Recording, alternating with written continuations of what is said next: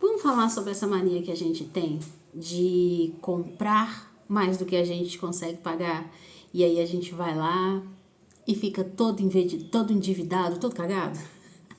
Vamos falar um pouco mais sobre isso no vídeo de hoje. E sim, eu tenho mais de... Aliás, eu já tive mais de 21 mil reais em crédito nos cartões. E assim, gente, para você que quer aumentar o seu limite, não é uma coisa muito difícil, não. Eu aprendi isso há uns 10 anos atrás. E depois, todas as vezes que eu faço, eles começam a aumentar o meu limite. Que é o quê? Você comprar basicamente tudo no cartão. Se eles te deram o limite de R$ 1.000, você vai gastar R$ 1.000. Você vai pagar tudo que você conseguir. Boleto, conta de água, conta de luz, compra no mercado, tudo. Você precisa estourar esse limite e sempre pagar a fatura assim que ela fecha, nunca pagar ela antes. Fazendo isso com constância, o banco entende que a sua renda é uma renda grande e que você precisa de mais limite, aí eles começam a te dar limite que nem um louco. Inclusive, eu ensinei isso pro meu sobrinho, ele fez uma conta no Banco do Brasil, eles deram um limite tipo de 1.200, algo do tipo. Depois de 10 meses fazendo isso, ele aumentou a renda dele em uns 8 mil reais. E hoje ele tá todo cagado e fudido no cartão. Ai, que nem eu. Desculpa, garoto, se você tá assistindo esse vídeo. Não sei, com grande poder vem grande responsabilidade. Mas enfim, gente, só pra não esquecer, deixa o like aqui nesse vídeo, se inscreve no canal, comenta aqui embaixo o que você tá achando dessa série de vídeos que eu estou fazendo, conversando um pouco mais sobre as coisas, inclusive de todos os canais que eu fiz, este assunto é o que eu mais gosto, porque eu adoro vir aqui sentar e conversar com vocês e mostrar pra vocês a minha visão de mundo. Eu estou amando este canal. Mas voltando ao assunto que a gente estava dizendo, sim, eu estava com bastante limite no ano passado e comecei a gastar muito. Tanto que o pessoal aqui em casa já me vê como referência na Shopee, porque todo mês eu estava pedindo Shopee, pedia numa quantidade enorme. E este ano, como eu disse para vocês, eu estou nessa caminhada para dentro de mim mesma, tentando entender mais como funciona a minha cabeça e por que eu estou tomando certos tipos de atitude. E eu tava bem descabeceada, gastando mais do que eu podia. E aí um belo dia eu tava scrollando alguma dessas redes sociais e eu vi um vídeo de uma moça falando que se você está gastando compulsoriamente, se você chega no final do mês, não sabe como vai fazer para pagar o seu cartão, se você chega a ficar inadimplente, você continua com esse tipo de atitude, provavelmente não é porque você é uma pessoa somente consumista. Aí ia falar comunista, olha só, aí o povo já vinha aqui me atacar aqui, ó. É porque a dicção ainda não está perfeita, então algumas palavras se embolam. Mas enfim, ela estava falando que você não é somente uma pessoa comunista. Olha pra você ver. Consumista. Ai, meu Deus do céu. Desculpa, gente. É porque ela falhou aqui. Falhou o tic-tac. Você não é só uma pessoa consumista. Você está passando por algum problema emocional que você não conseguiu resolver dentro de você. E aí acaba que, como é uma coisa que não está resolvida, que você ainda não encarou, que você não entende o porquê que você está fazendo o que você está fazendo, então isso vai externalizar de alguma forma. Esse problema emocional que você tem, ele vai externalizar de alguma forma, seja fazendo compras, seja comprando doce, seja entrando em relacionamentos tóxicos. De alguma forma, aquilo que você não cura dentro de você externaliza.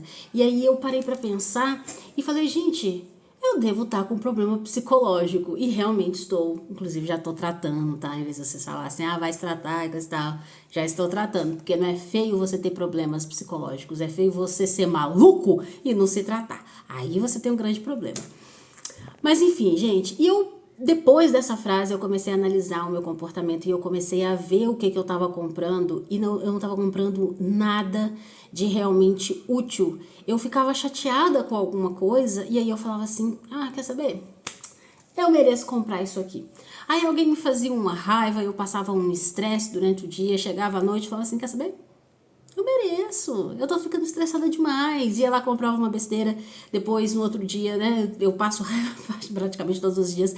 E aí eu só ia comprando, comprando, comprando, até o momento que eu vi, não estou inadimplente, mas tá assim, ó, tá assim pra ficar.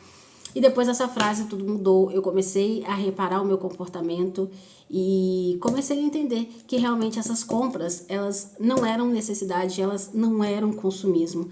Elas eram algum problema emocional, algum trauma que eu tenho dentro de mim, que eu não quero resolver ou que eu ainda não descobri como resolver, e isso tá saindo de alguma forma. E aí, cara, eu parei para analisar como que os traumas que a gente traz na vida trazem consequência para nossa vida e muitas das vezes a gente nem percebe o que a gente está fazendo. Eu tava doida para mudar aqui em casa. Aqui em casa, gente, é bem pequenininho, ó. Tem esse quarto ali, tem esse outro quarto aqui e tem o banheiro. Só que antigamente era tudo junto. E eu tava há muito tempo, há 10 anos 10 anos que eu demorei para pagar aqui. E 10 anos era a mesma coisa. E eu queria mudar, eu queria levantar as paredes, eu queria dividir, eu queria colocar janelas novas. Inclusive a minha janela é maravilhosa, é muito linda. Eu falei, cara, mas valeu a pena. E aí eu comecei a observar que eu não estava comprando nada de útil e que eu tinha condições de comprar algo de útil e eu não estava comprando. Foi aí que eu comecei a observar o meu comportamento e a mudar. Porque tem muitas coisas, talvez você que está me assistindo também tenha este problema e não consegue enxergar o quanto isso impacta a sua vida, como que a gente disfarça aquilo que a gente está sentindo e não consegue resolver, e esse problema ele sempre vai acontecendo, ele sempre vai acontecendo. Os traumas, ele tem um poder de cagar com a vida da gente. E a gente nem se dá conta que aquilo é um trauma. Por isso que eu sempre digo que saúde mental é uma coisa extremamente importante. Fazer meditação também é muito bom. Depois que eu comecei a fazer meditação, muita coisa na minha vida para melhor mudou, porque é uma forma de você higienizar o seu cérebro. E olhando ao meu redor, eu comecei a reparar que outras pessoas também têm vários problemas emocionais e nem sequer se dão conta e muitas das vezes entram em situações que poderiam ser facilmente evitadas e elas não conseguem entender que elas estão entrando naquela situação porque elas têm um problema. Um exemplo disso foi um caso que aconteceu há um bom tempo atrás de uma pessoa que eu não conhecia, mas eu estava vendo a situação acontecer e ela queria porque queria que alguém que bloqueou ela voltasse a conversar com ela. E ela ia e ela falava, não, eu quero que essa pessoa converse comigo, eu quero, e a pessoa claramente não queria mais falar com ela. Era óbvio, era nítido que não queria. E aí eu parei para olhar aquele comportamento e eu pensei, gente, essa menina, porque para mim todas são meninas, essa menina, ela deve estar com alguma questão de abandono. Ela tem uma ferida de abandono tão grande dentro dela que ela não aceita ser rejeitada. E aí a situação foi desenrolando e foi, sabe, tomando uma proporção. E eu pensei, cara, se ela se desse conta disso, talvez ela não estaria nessa situação. Tem uma outra que eu conversava muito com ela, e gente, essa foi a que mais me impressionou. Ela é bem gordinha, mais gordinha que eu, né? Porque eu sou uma fofucha. Ela queria fazer a bariátrica. Ela falava que o sonho da vida dela era fazer a bariátrica. E aí ela estava pagando o convênio, porque só depois de 2 anos que ela conseguiria fazer essa bariátrica. Quando deu 3 meses para ela conseguir de fato fazer a bariátrica, ela parou de pagar a parcela. Uma parcela que facilmente ela conseguiria pagar, era 200 e pouco. Ela parou de pagar a parcela. E aí ela tava muito chateada, não, eu parei de pagar a parcela e agora eu vou ter que começar do zero para eles liberar para mim a bariátrica, eu não sei o que acontece na minha vida, qual que é o meu problema. E ela tava trabalhando como faxineira e ela queria ser enfermeira. E ela começou o curso técnico também de enfermagem, largou o curso técnico no meio, do nada, simplesmente largou. E ficava falando, não, mas eu queria muito ser enfermeira, mas eu queria tanto ser enfermeira se eu tivesse continuado o meu curso. E ela também queria ter uma moto. é que eu tenho moto, né? Então ela falava comigo, ai, que moto bonita, eu também queria ter uma moto. Eu tenho uma moto lá em casa parada, que é só arrumar, mas eu não sei por que eu não consigo arrumar essa moto. E assim, ela pegou e vendeu a moto. Ela vendeu a moto, vendeu barato. E a gente tava na rua conversando, e ela tá assim, olha lá a minha moto lá, ó. O cara pegou ela ontem e hoje ela já tá arrumada. E ela vivia falando, eu não sei o que tá acontecendo, eu não sei o que tá acontecendo. E eu pensei, porque tem muita coisa que a gente não fala, porque a gente não sabe como a pessoa ela vai receber isso, mas eu pensei comigo, quem da sua família falou pra você que você não merece as coisas? Porque claramente aquela pessoa estava se auto-sabotando. Provavelmente, na minha opinião, eu acho que deve ter sido a mãe dela, ou o pai dela, que chegou para ela em algum momento da vida e fez com que ela sentisse que não é merecedora das coisas. E ela acreditou naquilo. Aquilo entrou na cabeça dela de tal forma que hoje ela continua se sabotando todos os dias e não se dá conta disso. E aí eu fico pensando como que a vida da gente poderia ser melhor, como que a gente poderia ser feliz se a gente conseguisse entender os nossos traumas, curar eles, em vez de deixar que eles interfira tanto na vida da gente.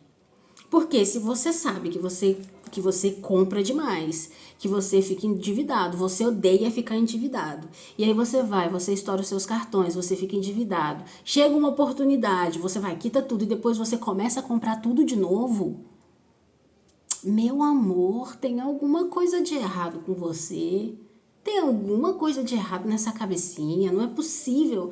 Só que assim, a gente vive uma vida tão alucinada, né? A gente fica viciado em redes sociais e as redes sociais elas são feitas no intuito de viciar a gente a ficar ali rolando feed, assistindo vídeo. Elas são feitas para viciar a gente. Que a gente para de ter tempo para se observar, para entender quem a gente é de fato, quais são as nossas dores, quais são as nossas feridas. E aí a gente simplesmente vive e esses traumas eles continuam interferindo e fudendo com a vida da gente.